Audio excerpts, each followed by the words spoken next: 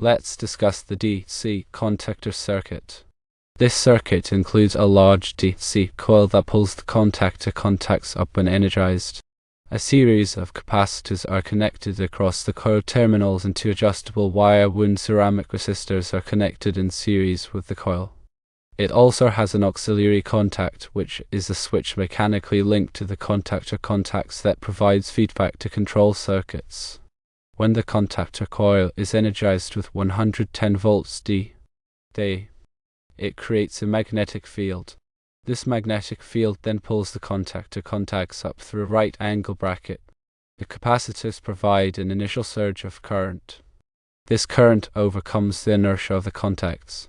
The resistors limit the current flow, and that prevents the coil from overheating once the contacts are closed.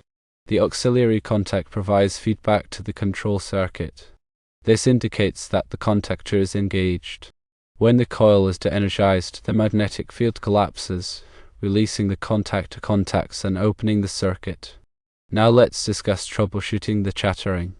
Chattering behavior after a coil replacement suggests that the new coil may not be providing sufficient holding force. That insufficient holding force is not enough to keep the contactor contacts up. This could be due to several issues. One possible issue is incorrect coil voltage or polarity. Make sure that the new coil has the correct voltage rating and that it is connected with the proper polarity. A second possible issue is winding problems.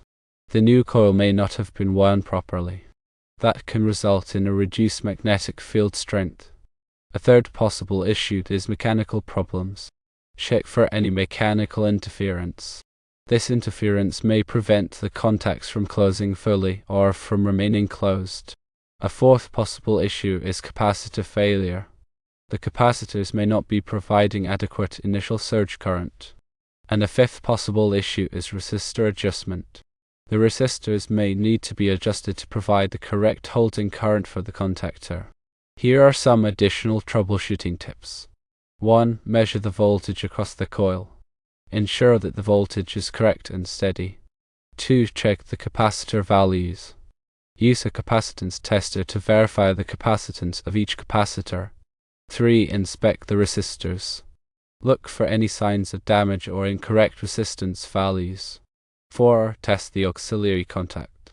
Verify that the auxiliary contact is functioning properly and providing feedback to the control circuit. And 5. Consult the manufacturer's manual. Refer to the documentation for specific troubleshooting procedures and specifications.